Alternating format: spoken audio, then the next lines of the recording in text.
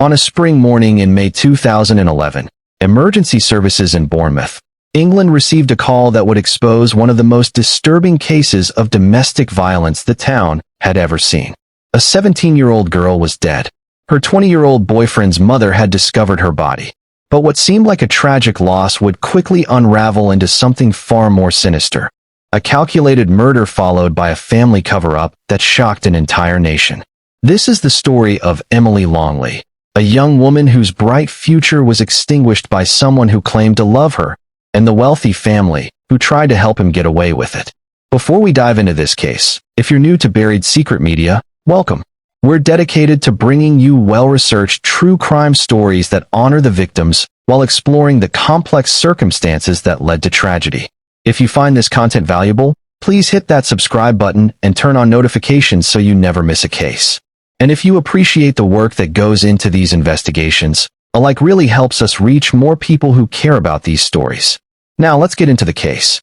Emily Longley entered the world in 1994 in England, born to Mark and Caroline Longley. From her earliest days, Emily possessed an infectious energy that drew people to her. She wasn't just another pretty face, though she was undeniably beautiful. Emily had that rare combination of warmth, humor, and confidence that made everyone around her feel special. Her parents watched with pride as their daughter grew into someone who could light up any room she entered. When Emily was just 2 years old, her parents welcomed another daughter, Hannah. The sisters became inseparable, sharing clothes, secrets, and dreams. Their home was filled with the kind of love and laughter that every child deserves. Mark and Caroline weren't wealthy by any stretch, but they provided something far more valuable: a stable, nurturing environment where both girls could flourish. In 2003, when Emily was 9 and Hannah was 7, the Longley family made a life-changing decision.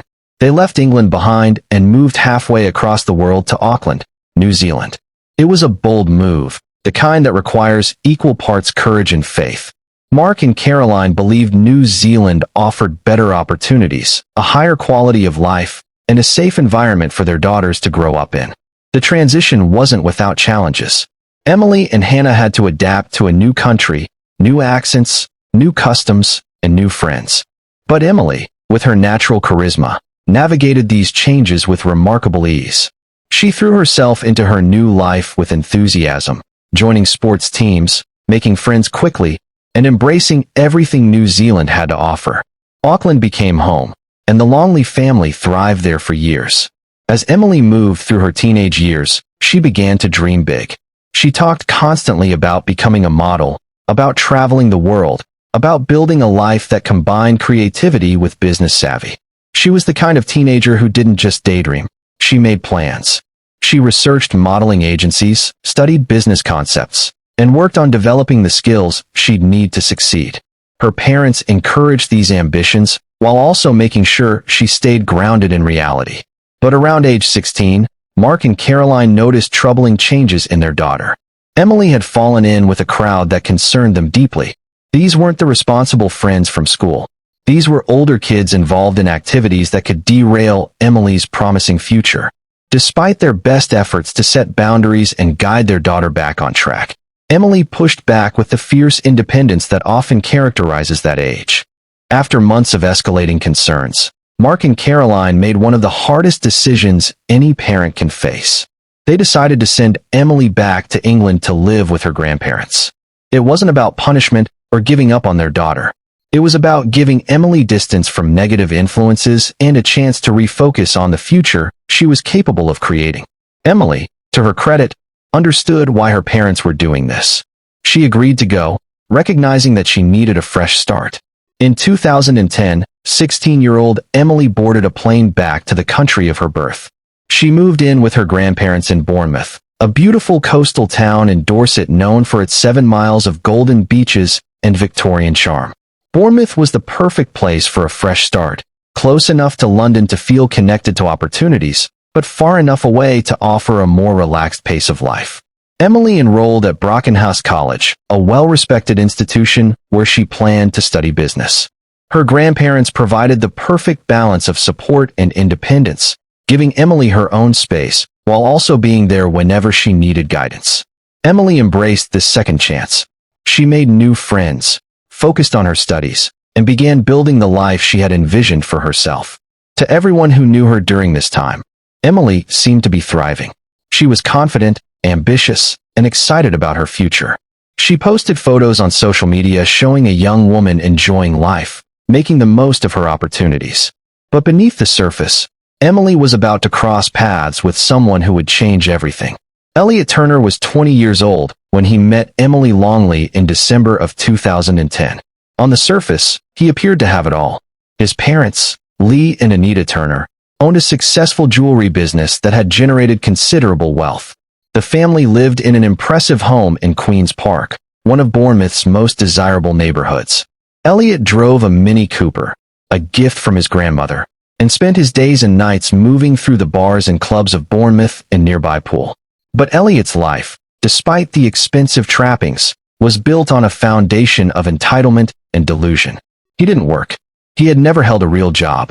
His parents funded every aspect of his lifestyle, from the designer clothes he wore to the drinks he bought at clubs to impress people. Elliot spent his time with a group of wealthy young men he called the firm, all of them living off family money and mistaking privilege for power. Elliot craved attention and respect, but he had done nothing to earn either. So he constructed an elaborate false identity. He styled himself as a gangster figure, using street slang that sounded absurd coming from a privileged jeweler's son from suburban Bournemouth. His social media profiles were filled with tough guy posturing. He called himself Scarface in some posts, comparing himself to Al Pacino's iconic drug lord character. In other posts, he went even further, referring to himself as God. This wasn't just harmless online bravado. Elliot carried a hammer with him when he went out, claiming he needed it for protection. His friends found it odd, but dismissed it as another example of Elliot's need to seem dangerous and important. They had nicknamed him All Talk Turner behind his back because he constantly bragged about things he hadn't done and made threats he never followed through on. Or so they thought. What none of them fully appreciated was how deep Elliot's issues ran. He wasn't just insecure and delusional. He was dangerous. In January of 2008, when Elliot was just 16 years old, police had been forced to intervene after he harassed an ex-girlfriend. When she broke up with him, Elliot bombarded her with texts and emails, refusing to accept that the relationship was over. The harassment became so severe that police issued him a formal warning. Even as a teenager, Elliot was demonstrating the obsessive, controlling behavior that would define his relationships. But his parents, Lee and Anita, either didn't see the warning signs or chose to ignore them. They continued to fund Elliot's lifestyle, clean up his messes, and make excuses for behavior that should have alarmed them. They had given him his own space in their home, a converted garage with a mini bar where he could come and go as he pleased, hosting parties without bothering them. They treated him like an independent adult while providing none of the boundaries or consequences that might have helped him develop actual maturity. Women were central to Elliot's sense of self-worth. He needed to be seen with attractive women to feel successful and important. His relationships were never about genuine connection or mutual respect. They were about possession and display. Previous girlfriends had experienced his jealousy and controlling nature, but they had managed to extract themselves before things escalated too far. Emily would not be so fortunate. Elliot's online presence painted a disturbing picture of his mindset. His Facebook posts were filled with machismo and bravado. He posted photos of himself at clubs, surrounded by expensive bottles of alcohol, trying to project an image of wealth and power. He made frequent references to violence, to being someone people shouldn't mess with, to having connections and influence. It was all theater, but it revealed something about what Elliot aspired to be: feared, respected, untouchable. His friends in the firm tolerated Elliot because of the perks his parents' money provided. He would think nothing of spending hundreds of pounds in a single night, buying drinks for everyone in the bar, paying for group dinners at expensive restaurants. This generosity wasn't about kindness. It was about buying loyalty and admiration. Elliot needed to be surrounded by people who treated him like someone important, even if their allegiance was purchased rather than earned. But beneath all the bluster and spending, people who knew Elliot well recognized something was fundamentally wrong with him. He had no real goals, no ambitions beyond being seen and admired. He contributed nothing to society. He had never experienced real hardship or consequences for his actions. His parents had shielded him from every difficulty, every challenge that might have helped him develop character or empathy. They had created a monster, and they were about to lose all control over what that monster would do. When Elliot met Emily in December of 2010, he saw the perfect trophy. She was stunning, confident, and had a presence that made men notice her. Being with Emily enhanced Elliot's image, made him feel like the successful, desirable person he desperately wanted to be. But more than that, Emily represented a challenge. She was independent, intelligent, and ambitious. She had plans for her life that didn't revolve around being someone's girlfriend. For Elliot, whose entire existence was about control, Emily's independence was both attractive and threatening. For Emily, Elliot probably seemed exciting at first. He knew everyone, got into all the best clubs, spent money freely, and treated her like she was special. She was new to the area and eager to experience what Bournemouth had to offer. Elliot provided access to a social scene she might not have found on her own. In those early weeks, before his true nature fully emerged, it probably seemed like fun. But the warning signs appeared quickly. Elliot's need to control Emily manifested almost immediately. He wanted to know where she was at all times. He monitored her social media obsessively, checking who liked her photos, who commented, who might be trying to get close to her. He tried to dictate what she wore, criticizing outfits he deemed too revealing. When Emily pushed back against these attempts to control her, Elliot became aggressive. Friends who saw them together noticed the tension. Elliot's temper could flare over seemingly minor things. He would raise his voice, get in Emily's personal space, and say things clearly designed to intimidate her. This wasn't a normal relationship with typical couple arguments. This was something darker, something that escalated with frightening speed. The most chilling aspect of Elliot's behavior was the threats. Multiple people later testified that they heard Elliot threaten Emily's life. These weren't vague statements made in anger. They were specific, calculated threats. "I'll kill her," he told people on multiple occasions. "I'll go to prison for it, and still be a millionaire. I'll do 10 years. It wouldn't bother me." His friends heard these words and did nothing, assuming Elliot was just being his usual dramatic self. But Emily knew better. At some point during their relationship, she wrote Elliot a note that reveals just how terrified she had become. It's a heartbreaking document that no teenager should ever have to write. 1. I love you. 2. Don't say you'll kill me. 3. Stop talking about your ex-girlfriend. 4. Stop being so aggressive all the time. Just relax. It's more attractive, and you scare me when you act so intimidating. Read those words again. You scare me. A 17-year-old girl was scared of her 20-year-old boyfriend. Scared enough to write it down. Scared enough to beg him to stop threatening her life. And yet the relationship continued for months because Emily, like so many victims of domestic violence, was caught in a cycle that's incredibly difficult to escape.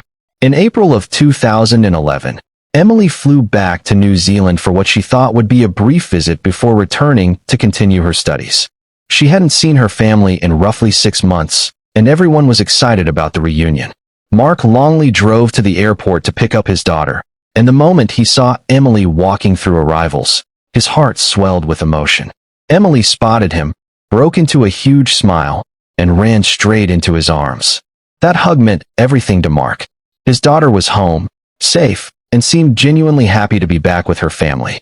During the drive home, they talked non-stop about Emily's life in England, her studies, her modeling aspirations, and her plans for the future. Emily seemed energized and positive about everything that lay ahead. The next day, the entire Longley family, Mark, Caroline, Emily, and Hannah, went to Emily's favorite pizzeria for dinner. It was a celebration, a chance for everyone to reconnect and hear about Emily's adventures. Over pizza, Emily entertained them with stories about the differences between New Zealand and England, funny incidents at college, and the places she had discovered in Bournemouth. She was animated, engaged, and thoroughly enjoying being back with the people who knew and loved her best. At some point during the meal, Emily mentioned that she was seeing someone. His name was Elliot, she said. They'd been dating for a few months. When her parents asked about the relationship, Emily's response was surprisingly casual. She didn't seem particularly invested in it. In fact, she told them, "I think I'm going to end it when I go back." Mark and Caroline took this at face value. Their daughter seemed healthy, happy, and in control of her life. If she was planning to end a relationship that wasn't working for her, that showed good judgment. They had no way of knowing what was really happening thousands of miles away in Bournemouth. They didn't know about the threats, the controlling behavior, or the very real danger their daughter was in. Emily spent the next few weeks in New Zealand soaking up time with her family and old friends. She visited her old haunts, caught up with people she hadn't seen in years, and simply enjoyed being home. For Mark, Caroline, and Hannah, these weeks were precious. They got to spend quality time with Emily, watching her laugh and relax, and just be herself. No one imagined these would be their last weeks together. Tragedy doesn't announce itself with warnings. It simply arrives, absolute and devastating. When the time came for Emily to return to England, the goodbye was emotional, but not unusual. Families separated by distance go through these partings regularly. There were hugs, tears, and promises to stay in touch. Emily assured everyone she'd be back in just 5 months for the Rugby World Cup, which was scheduled to begin on September 9th.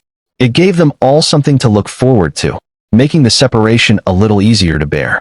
Mark drove Emily to the airport one last time, helped with her luggage, and watched his daughter disappear through security. He had no way of knowing he would never see her alive again. A few days after returning to England, Emily sent her father a text message. She had broken up with Elliot. She didn't provide extensive details, just mentioned that the relationship was over. For Mark, thousands of miles away in New Zealand, it seemed like a typical teenage breakup. His daughter had decided someone wasn't right for her and had moved on. It didn't raise any alarm bells. But for Elliot Turner, the breakup was catastrophic. His entire sense of self-worth was wrapped up in how others perceived him, and Emily was central to that image. Having her break up with him contradicted everything he believed about himself. He was supposed to be in control, always on top, always winning.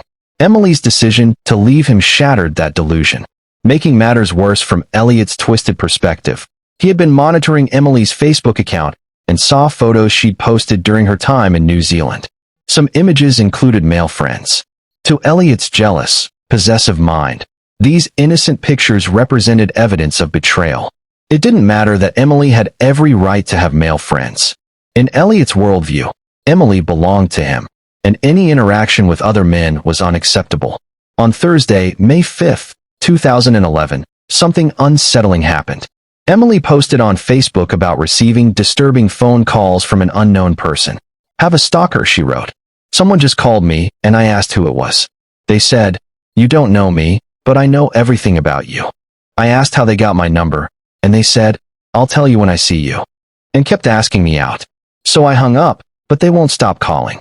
The identity of the stalker was never definitively established, but given Elliot's history of harassment and his obsession with Emily, it's not difficult to imagine who might have been behind those calls. The anonymous nature of the contact, the claims to know everything about Emily, the refusal to stop calling, all of it fits the profile of someone trying to intimidate and control through fear. The very next evening, Friday, May 6th, Emily went out with friends to a nightclub in Bournemouth. Surveillance cameras captured her arrival, showing a young woman dressed up for a night out, surrounded by friends, clearly looking forward to having fun. But Elliot had spent that evening reading through Emily's Facebook messages. He apparently still had access to her account, and discovered that she had been seeing someone else. For Elliot, this was the ultimate insult. Not only had Emily broken up with him, but she had moved on to someone new. Elliot showed up at the club. When he found Emily, he immediately confronted her, starting an argument that witnesses described as aggressive and frightening. He got in her face, raised his voice, and criticized what she was wearing, claiming her outfit was too revealing. Emily, tired of his controlling behavior, threw her drink in his face. A dramatic gesture, but also completely understandable given that her ex-boyfriend was publicly harassing her. The confrontation escalated further. Multiple witnesses heard Elliot make a chilling statement. "We'll kill her. I'll go to prison for it, and still be a millionaire. I do 10 years. It wouldn't bother me." Think about those words for a moment. Elliot wasn't just threatening Emily in the heat of anger. He was calculating the cost of killing her, 10 years in prison, and deciding it was acceptable. He was weighing her life against his inconvenience, and finding her life had less value. Emily decided to leave the club. She'd had enough of Elliot's harassment and just wanted to get away from him.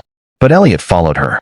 This is a pattern we see repeatedly in domestic violence cases. The victim tries to remove themselves from a dangerous situation, and the abuser pursues them, escalating the confrontation. Outside the club, Elliot caught up with Emily. What happened next is crucial to understanding how Emily ended up in his house that night. Elliot persuaded Emily to come back to his place. He told her they could talk somewhere quieter, away from the crowds and noise. It's a classic manipulation tactic used by abusers. Create the appearance of reasonableness, promise a calm conversation, convince the victim that things will be different this time. Emily agreed to go with him. Why would she make that decision, knowing everything we know now? There are several possible explanations. First, Elliot still lived with his parents. Emily may have believed that being in a house with other adults present would be safer than being alone with him. Second, Emily was only 17 years old. She didn't have decades of life experience to help her recognize just how much danger she was truly in. Third, victims of abuse often struggle to fully accept the reality of their situation. They hold on to hope that the person can change, that they can reason with them. Whatever Emily's reasoning, she went with Elliot to his house that night. Neighbors later confirmed they saw the two of them enter the Turner residence together. It was the last time anyone outside the Turner family would see Emily Longley alive. The next morning, Saturday, May 7, 2011, at approximately 9 o'clock in the morning, Anita Turner dialed 999, Britain's emergency services number. The operator who answered heard a woman reporting that a young girl in her son's room wasn't waking up. But something was immediately off about the call. Anita Turner's voice was strangely calm, almost detached. She didn't sound like someone who had just discovered an unconscious teenager. There was no panic, no urgency, just a flat, matter-of-fact tone. The operator provided instructions for helping Emily until paramedics could arrive, and Anita followed these directions. But when the ambulance reached the Turner house in Queen's Park, it was already too late. 17-year-old Emily Longley was pronounced dead at the scene. While emergency services worked in Bournemouth, halfway around the world in Auckland, New Zealand, Mark Longley woke up around 2 o'clock in the morning to several missed calls from his ex-wife Caroline and his younger daughter Hannah. There was a voicemail from Hannah, but when Mark listened to it, he could barely understand what she was saying through her sobs. What he could hear was Caroline in the background, screaming for words that would haunt him forever. Emily is dead. Mark's mind refused to accept it. This had to be some kind of mistake. Emily was young, healthy, vibrant. She couldn't just be dead. He immediately called his mother in England, hoping desperately that there had been some terrible miscommunication. But when his mother answered, she was crying uncontrollably. A moment later, a police officer took the phone and delivered the news officially. "I'm sorry to tell you that your daughter Emily has died." Just 1 week earlier, Emily had been sitting on Mark's couch in Auckland, smiling, laughing, making plans for the future. Now she was gone. The police initially told the Longley family that Emily had died in her sleep. It was the story the Turner family was presenting. Emily and Elliot had argued. They'd made up, they'd gone to sleep, and when Elliot woke up, Emily was dead. Natural causes, perhaps. A tragic accident. Nothing suspicious. But Mark and Caroline weren't satisfied with that explanation.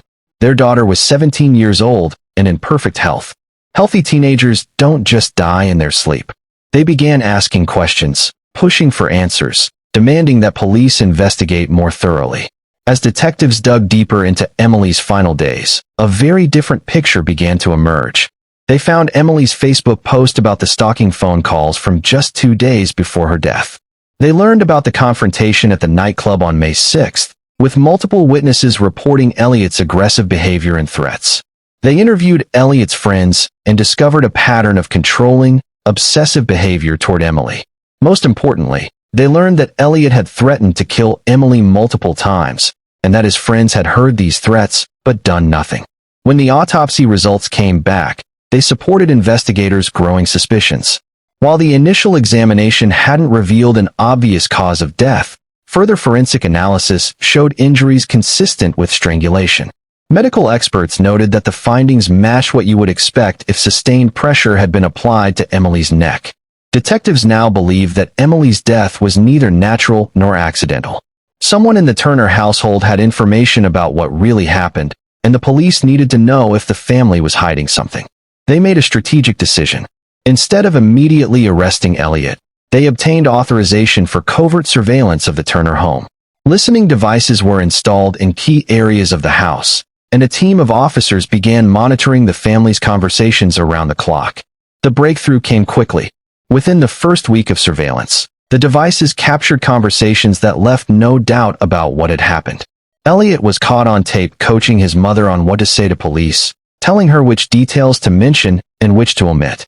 More damning still, the recordings captured Elliot admitting that he had caused Emily's death. He didn't provide a detailed confession, but he said enough to make it clear that he had killed Emily and was now working with his family to cover it up. The surveillance also revealed that Lee Turner had destroyed a letter in which Elliot confessed to the murder. Anita had removed a jacket from Elliot's room that was mentioned in the confession letter. Most shocking of all, the recordings showed that Anita had deliberately delayed calling for an ambulance, giving Elliot time to hide evidence and giving the family time to coordinate their story. Armed with this evidence, police arrested Elliot Turner on May 14, 2011, exactly 1 week after Emily's death. His parents were arrested shortly thereafter on charges of perverting the course of justice, essentially, attempting to obstruct a criminal investigation. When the case went to trial in May of 2012, approximately 1 year after Emily's death, Elliot's defense team tried to have the surveillance recordings excluded as evidence, arguing they violated privacy rights. But after careful review, the judge ruled that the recordings were obtained legally and would be admitted at trial. It was a crucial victory for the prosecution. The trial itself lasted 5 weeks and attracted massive media attention. Dozens of journalists packed the courtroom every day, taking notes on every detail, every piece of testimony, every expression that crossed the faces of those involved. Emily's family traveled from New Zealand to attend every day of proceedings, determined to see justice done for their daughter and sister. Mark Longley sat in the gallery day after day, forcing himself to listen to the horrific details of what had been done to his daughter. Caroline and Hannah were there beside him, the three of them a united front of grief and determination. The prosecution, led by experienced Crown prosecutors, presented a meticulously constructed case built on multiple lines of evidence. They began by establishing who Emily was, not just a victim, but a real person with dreams, ambitions, and people who loved her. They called witnesses who testified about Emily's personality, her warmth, and her plans for the future. This wasn't just about building sympathy for the victim. It was about making sure the jury understood what had been taken from the world when Elliot Turner strangled Emily Longley. Then the prosecution methodically built their case against Elliot. They presented evidence of his pattern of controlling behavior going back years. They called the ex-girlfriend from 2008 who had been harassed by Elliot after breaking up with him. She testified about the relentless texts and emails, the refusal to accept that the relationship was over, the way Elliot had made her feel stalked and unsafe. It established a pattern. Elliot could not handle rejection, and he responded to loss of control with escalating harassment. Friends of both Emily and Elliot were called to testify.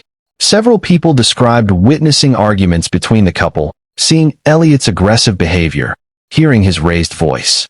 One friend testified about the note Emily had written to Elliot, the one where she begged him to stop threatening her life. The note itself was entered into evidence.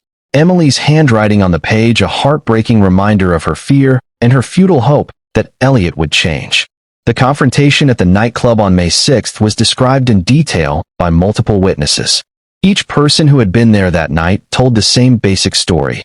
Elliot had shown up angry, confronted Emily aggressively, criticized her appearance, and made threatening statements. The surveillance footage from the club was played for the jury, showing the body language, the escalating tension, Emily throwing her drink, Elliot following her when she tried to leave. Perhaps most damning were the witnesses who testified about hearing Elliot threaten Emily's life. These weren't vague recollections. These were specific memories of specific statements. "I'll kill her," Elliot had said on multiple occasions. "I'll go to prison for it, and still be a millionaire. I'll do 10 years. It wouldn't bother me."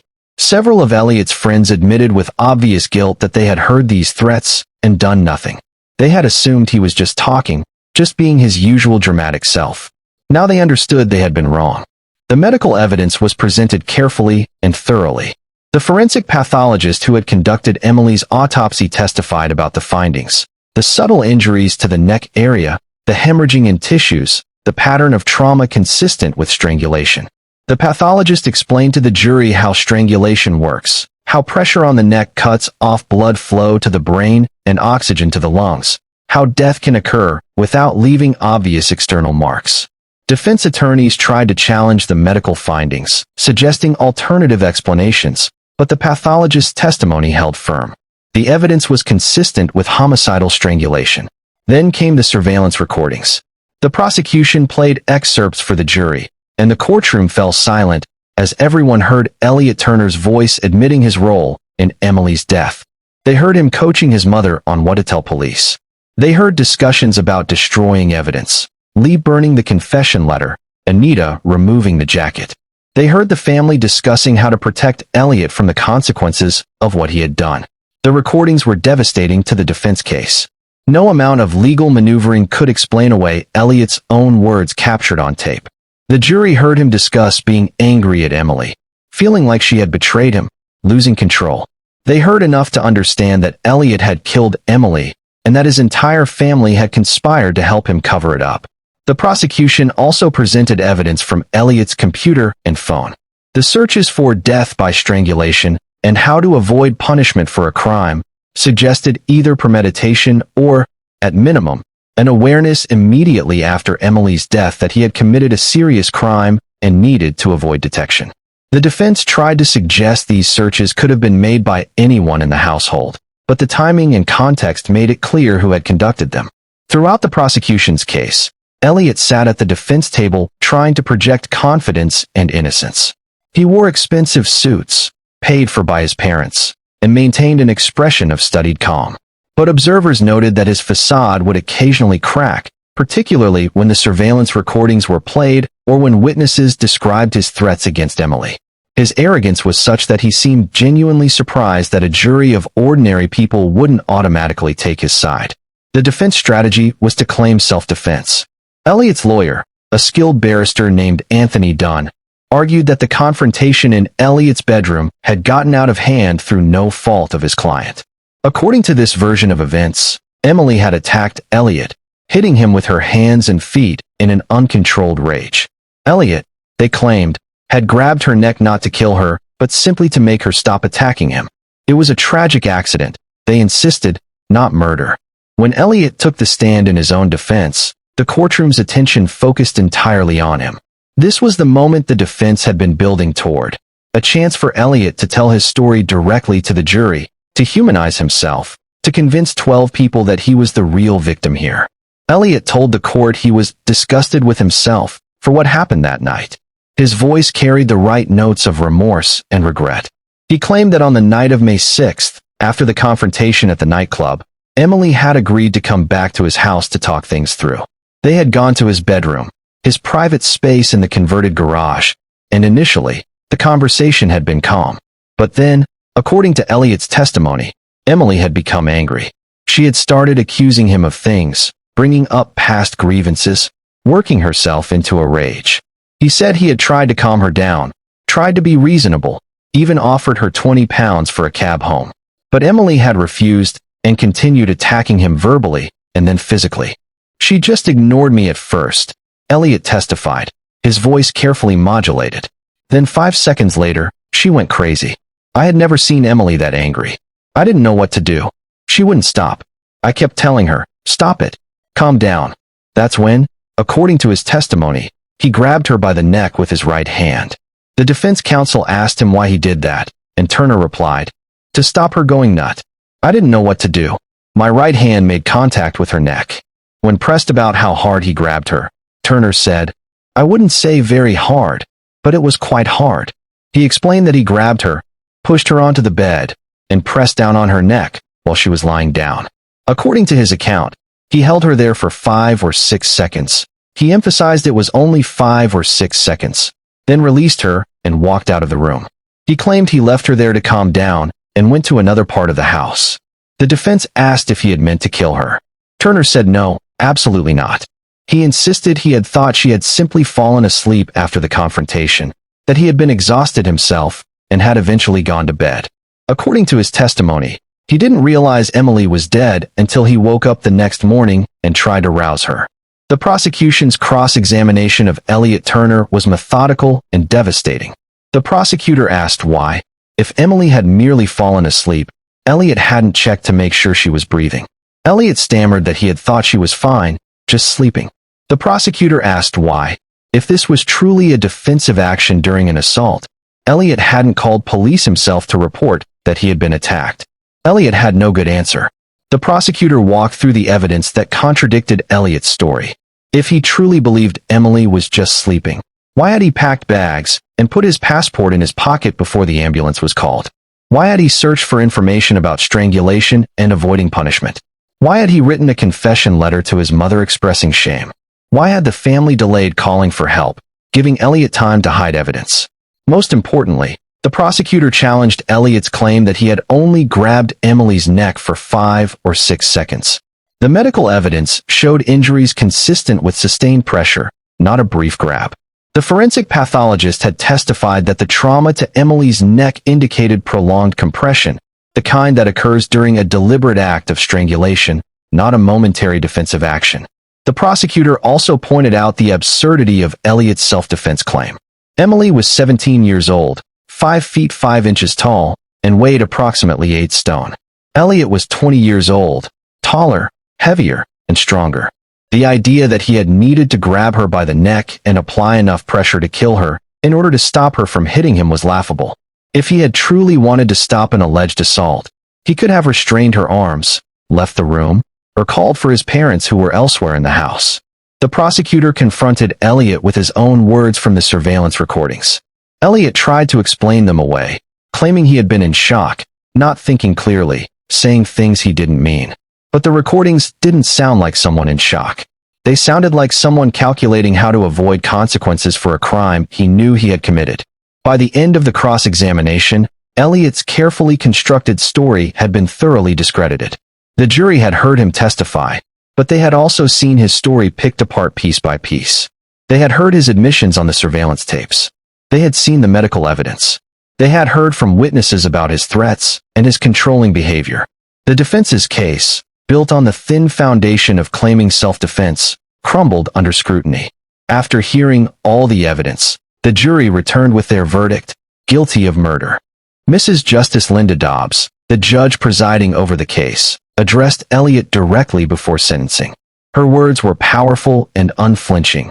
"You are a man of striking arrogance." Emily was a lovely, kind, fun-loving girl who brought a ray of sunshine to those she touched. That light has been extinguished suddenly and needlessly by you.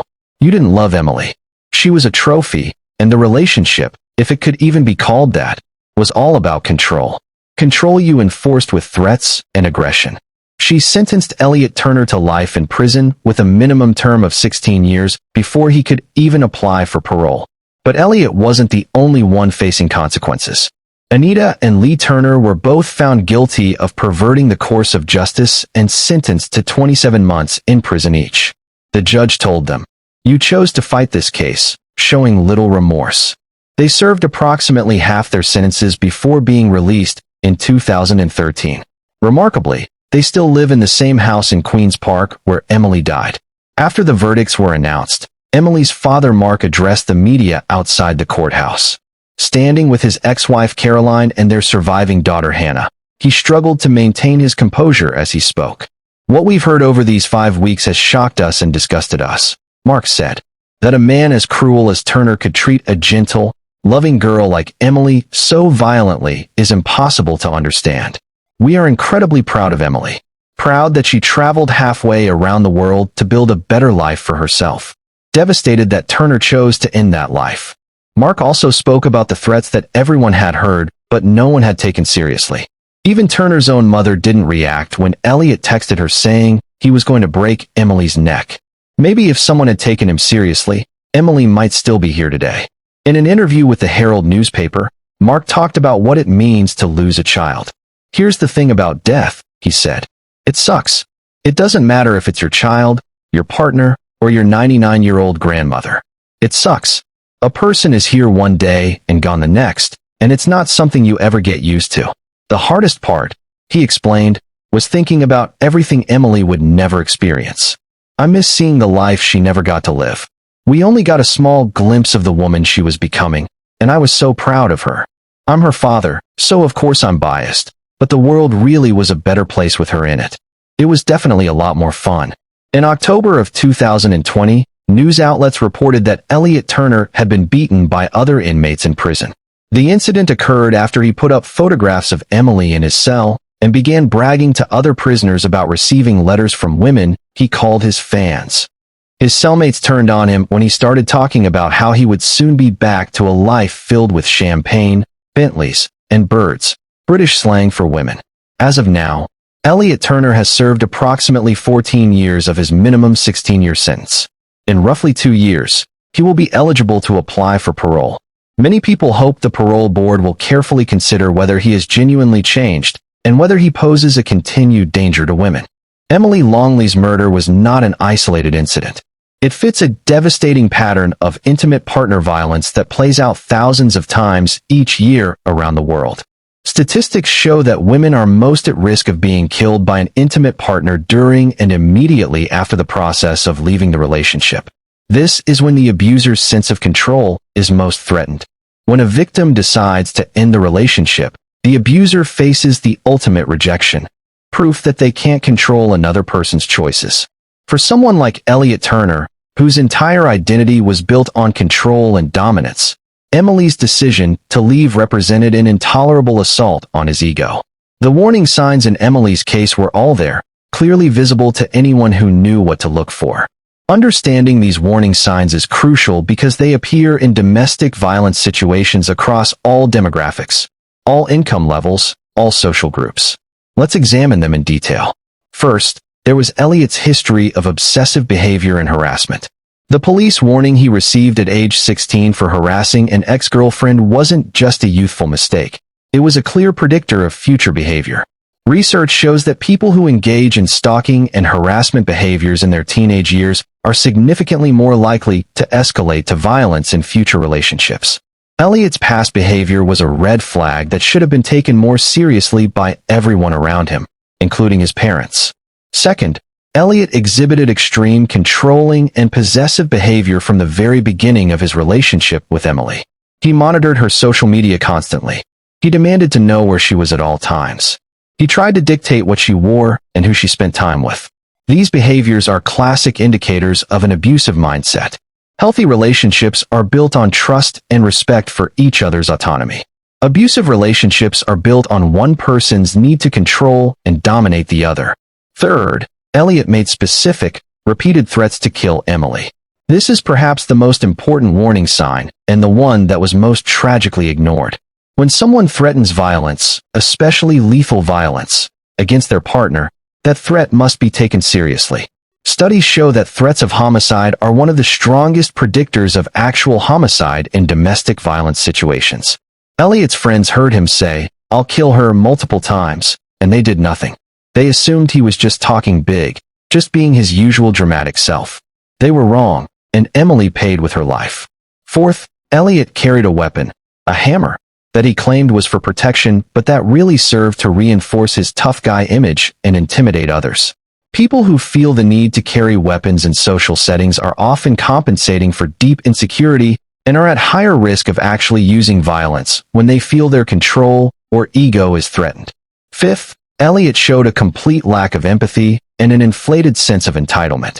His social media posts comparing himself to Scarface and even calling himself God reveal someone with a profoundly distorted self-image. His comments about how 10 years in prison wouldn't bother him because he'd still be a millionaire show that he placed no value on Emily's life compared to his own convenience. This kind of narcissistic thinking is extremely dangerous when combined with access to victims and a willingness to use violence. What makes Emily's case particularly instructive is how many people were aware of these warning signs and yet failed to act. Elliot's friends heard the threats. They saw the controlling behavior. They witnessed the escalating aggression. But they did nothing to protect Emily or to alert authorities about the danger she was in. This failure to act, sometimes called the bystander effect, is one of the most common and most tragic elements in domestic violence cases that end in murder. There are several reasons why bystanders often fail to intervene. Sometimes they genuinely don't recognize the severity of the situation. They may think, "That's just how he talks," or "They always fight like that," without understanding that these patterns often escalate to severe violence. Sometimes they don't want to get involved in what they perceive as someone else's private relationship. Sometimes they fear retaliation if they speak up. And sometimes, they simply don't know what to do or who to contact for help. The reality is that bystanders can play a crucial role in preventing domestic violence homicides. If even one of Elliot's friends had taken his threats seriously and reported them to police or warned Emily's family, this tragedy might have been prevented. If someone had helped Emily understand that she was in genuine danger and assisted her in getting away from Elliot safely, she might still be alive today. Beyond individual intervention, Emily's case also highlights systemic issues in how we respond to domestic violence and threats.